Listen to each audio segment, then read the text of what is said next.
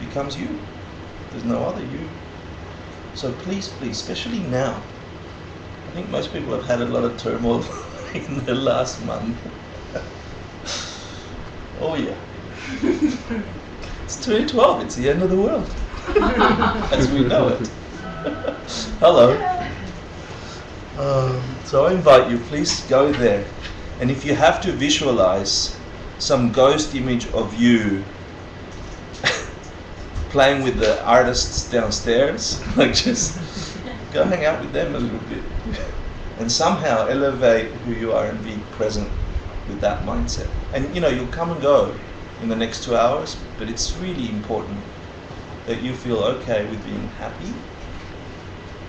There's no reason not to be happy in the next 2 hours. And it's okay to have deep insight into all you know about the world right now. So please come. To do that, let's start with this blah blah, where we offer a perfect universe from that being that is happy and is wise. We offer that to whatever it is that lets us learn, that teaches us. So Sashri Buki Jishin Metokcham Viram Shin Indem Padi Sange Chindu Mite Duvargi Dropum Nanda Shimla Juparsho Idam Guru Ratna Mandala Kamniyatayami Sange Shurang Saki Choknamla Janshu Bardu Dakni Kyapsuchi Daki Junyengi Pesonamki Rola Penchir Sange Juparsho Sange Churang Soki Choknamla Janshu Bardu Dakni Kyapsuchi Daki Junyengi Pesonamki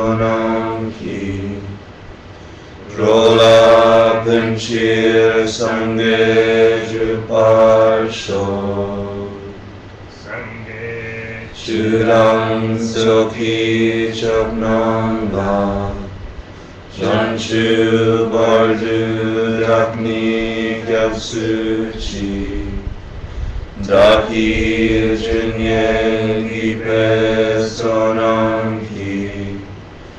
Jola Penchir Sange Juparsho.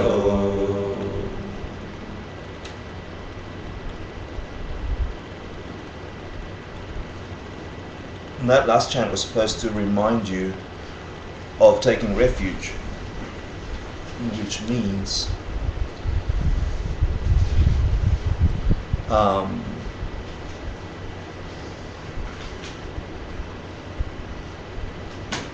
that within you, the lack of inherent existence in your mind gives you the potential to change into something enlightened, whatever that means. We're going to talk about that today, and all the path to there. So let's do a quick meditation, which will be the meditation for your homework, because I learned something last week. Take a comfortable seated position. It'll just be a few minutes. The key is that your back is straight, your spine is beautifully stacked, and you've got a little bit of resistance to gravity insofar as that you're being pulled up a little bit from the crown of your head, but also very grounded at the base. Just scan your body and release any tension from your legs, your thighs. Make any adjustments you need to make. Your torso. Just Just relax your shoulders, not slouching or leaning back too far, just perfectly straight, tucking your tummy enough to secure the lower back and your tummy. Now just scan your face, relax any eyelid muscles, your frown. See if you can add a tiny smile on the corners of your lips. That should open something up around the side of your nostrils. And just breathe.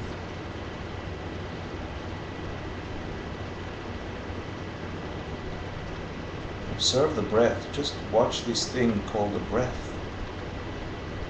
Watch the air exit and enter your nostrils. That's all.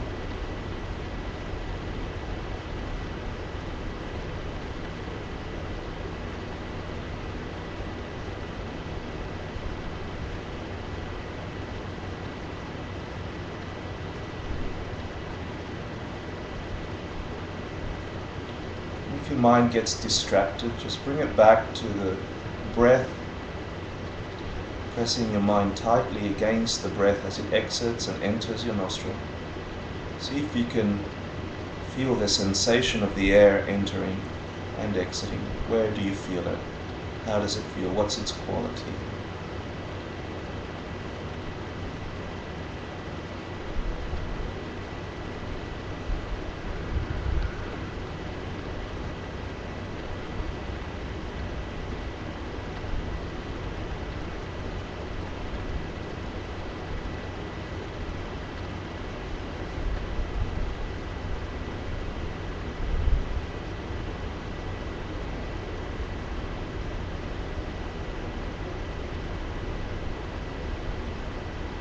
Now I'd like you to imagine the furthest mountain, the highest mountain that you can imagine.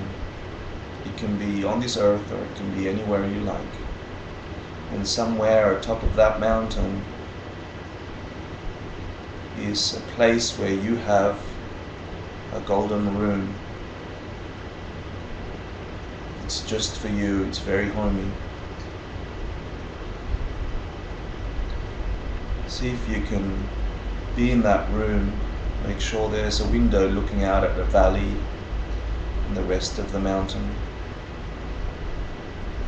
And in the distance you see the sunset. The sun is positioned in such a way that it's pouring golden light into your room. You are by the window. You turn to look at the inside of your room to see the magic that is this golden light painting every object in that room. And you see your meditation cushion. And so you sit yourself down. It is just you in that room.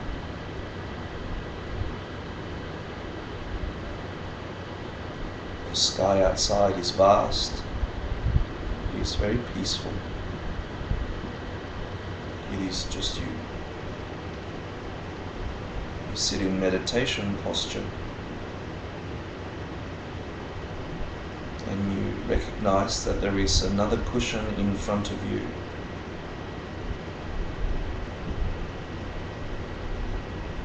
So as you close your eyes, you invite your teacher to please come. If you have a physical teacher, they can come. If you have a teacher not from here, you can invite them too. But instantly they appear in front of you, bathed in this golden light.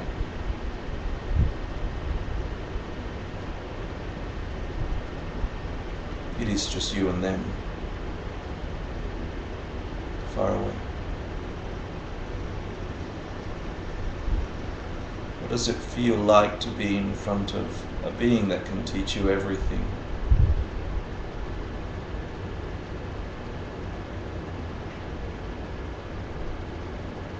A being you can completely trust.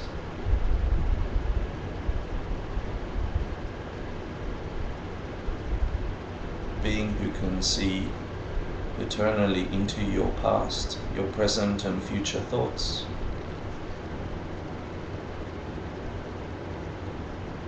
And He's completely available to you for your next step on this journey. Feel close to them. Scan them in your eyes, in your mind's eye.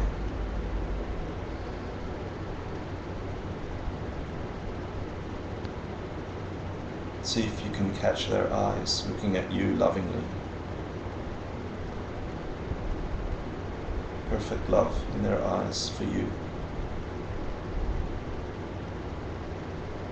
Complete comfort in that you will reach your destination, knowing your next steps. They are there to help you.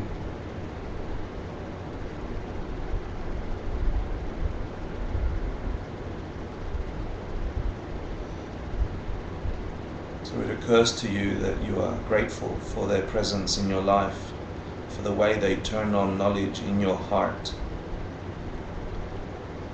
for the way that they have helped you and continue to help you to love.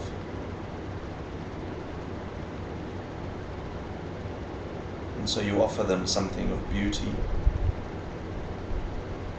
the most precious thing you can imagine.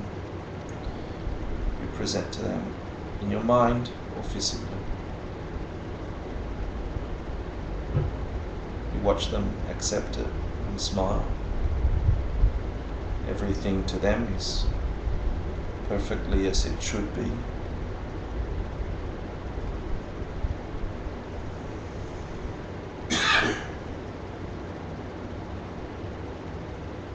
And then you recognize that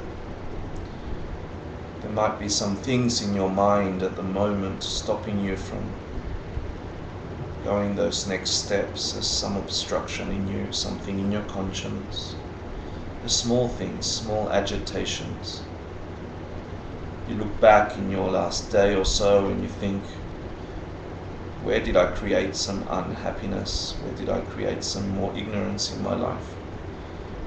Where did I act stupidly or react ignorantly? Just caused some suffering. Was I angry? Was I jealous? Did I intend harm on anyone? And so find in the last 24 hours or so where you did that. Get to that point only to clean it. And to do that, realize that it is the opposite of what you intend. It will create a result that is the opposite to what you wish.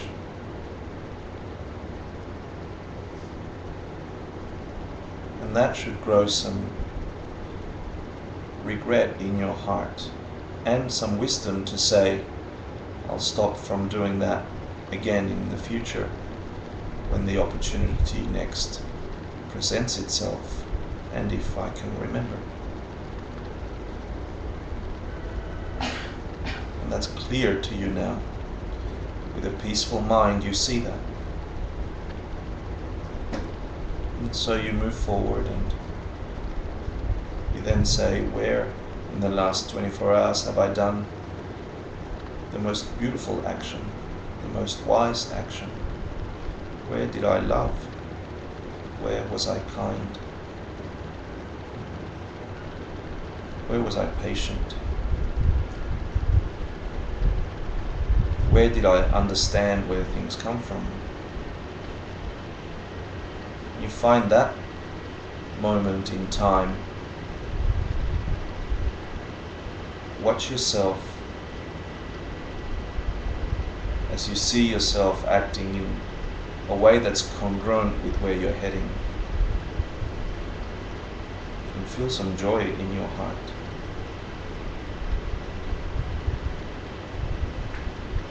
How happy you are for you.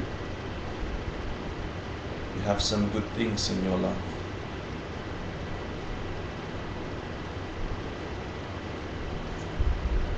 And there are many people around you doing good things with their lives. Feel some joy for them. This effort towards goodness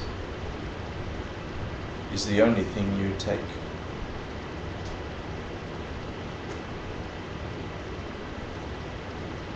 Be joyful.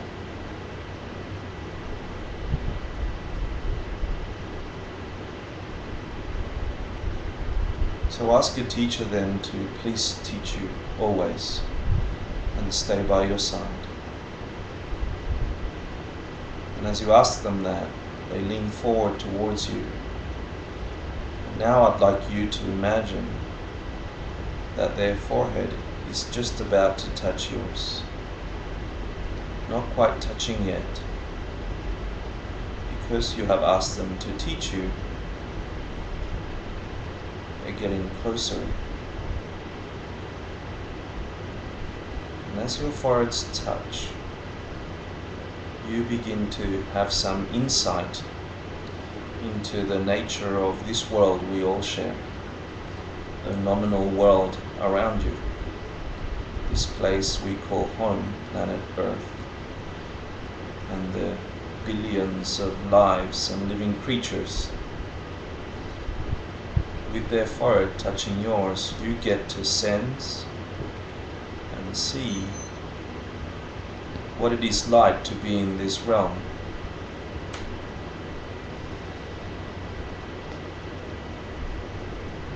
For a second, you are not of this realm. You see the world through their eyes. And you see people being born, creatures all over the planet being birthed, underwater, on the surface, in homes, in hospitals, on the streets. Every second, 4+ people are being born. Every nationality, every cry for air,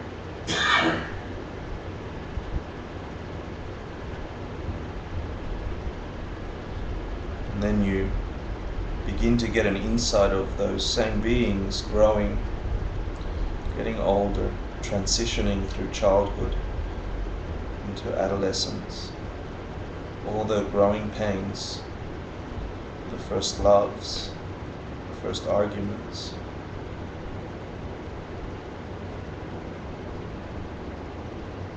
the first happinesses. You see the human condition. You feel it in every race, on every continent. Some people getting beautifully healthy, others getting hurt.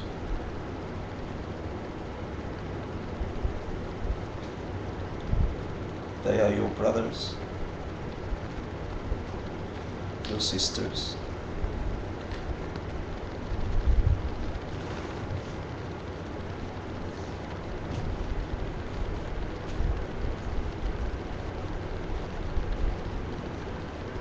You see them getting old. As more come, more and more are getting old.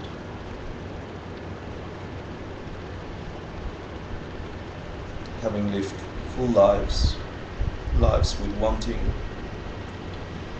lives where they've found some happinesses.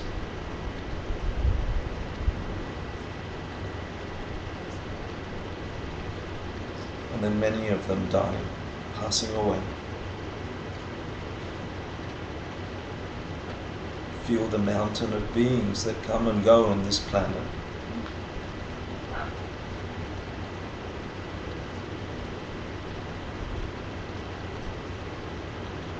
You realize that they're made of the same stuff you are made of. That they are forced to see the world like you see it.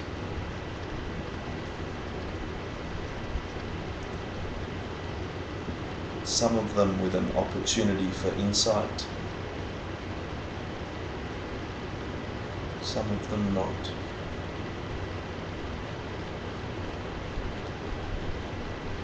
And there grows in you some wish, a deep wish in your heart that you could help them, that you could understand the condition of these minds, and you could help them.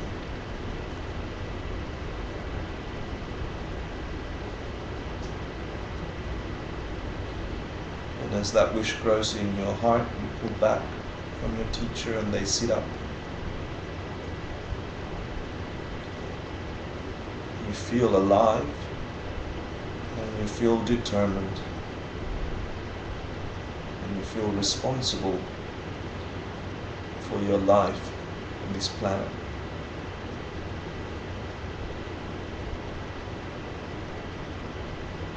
For your understanding in this planet.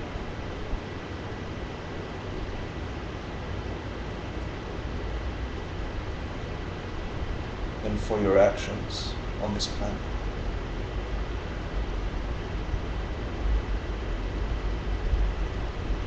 And slowly you come back to this room. That image and feeling remains in your heart. And when you're ready, you can open your eyes.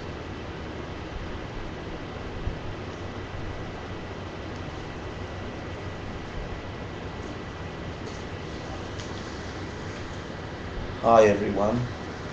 Thank you for going there with me. I think it's important to go there.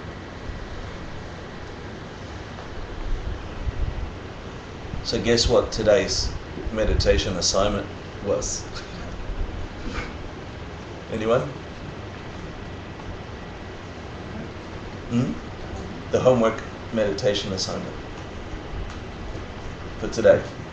It was the meditation I just shared with you. But what do you think it was? What would it be called? What would that meditation be called? No, I just played with that a little bit. It's the first of the 4 noble truths or Ariel truths. Is to think about the suffering nature of life. Yeah? So, the Buddha taught life is suffering. And what the hell does that mean? And we talked about it in the last course a little bit. So I wanted to give you a feeling for what it could be like. Yeah, to have the recognition. I played with your teachers showing you, because I think it adds an element of breath to what we would normally consider if we were thinking we're doing it on our own. So I'm going to apologize in advance because I am now teaching from an iPad because my printer does not want to do the printing thing. So here I go. I will take. No homeworks and quizzes? No. You? The marked homeworks you have? Yeah. What about The new ones? the new ones? No. Does anybody know where Catherine is? I have the quizzes. You have the quizzes! Hallelujah! So let's do the quizzes, and then that'll give me a few minutes to figure out my iPad. Yeah? So if you were not here last week, I think you should look at the quizzes and consider the answers.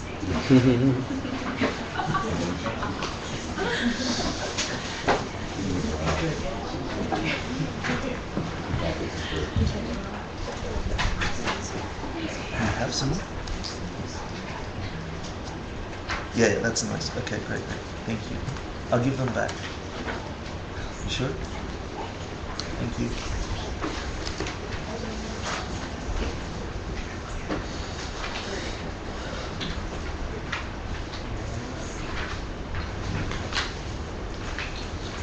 What's the sema, anyone? While you're doing the quizzes, you don't have to, if you're doing the quizzes, you don't have to listen. Valid perception. Good. What's the Sanskrit name for that? Pranamana. Who's dyslexic? Okay. Who's dyslexic? That's a joke on dyslexic.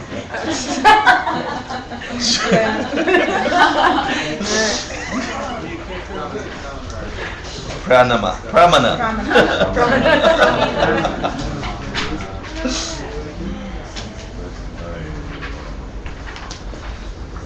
What is the definition of existence?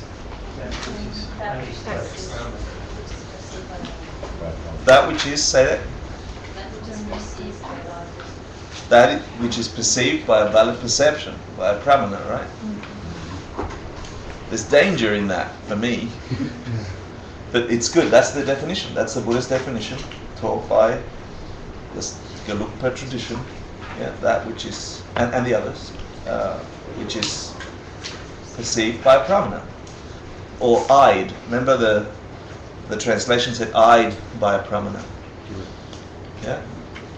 So that's interesting. The definition of something existing, something exists, is if I've perceived it by a valid perception. If I've experienced it through a valid perception. So if that's true, we better find out what a valid perception really is and what it's not. Yeah? So there are many things to perceive, and some things are obvious, or the Tibetan for obvious, or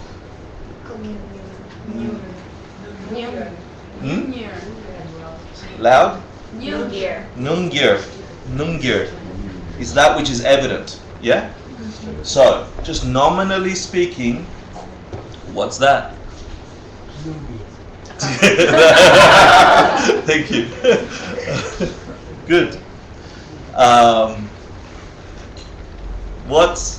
Where's the glass now? Huh? It doesn't exist anymore. Well, you're not perceiving it, are you? You have to perceive it with, it's hidden from you, right? Like literally hidden from you, because it was in this hand and now it's in this hand. No. So it is hidden, meaning it's kokir. Yeah? I know it sounds funny because it sounds like gyur. I like that you fill in the blanks. It's very fun. And so this evident reality which we share conventionally, our conventional reality we share, we all call this a glass, we know it's a glass, there's liquid in there, we know it's liquid, you don't know it's not vodka, that could be cochlear.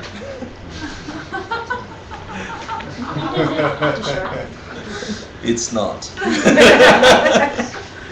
And then there is Shinto cochlear, which is Shinto means very, very, yeah.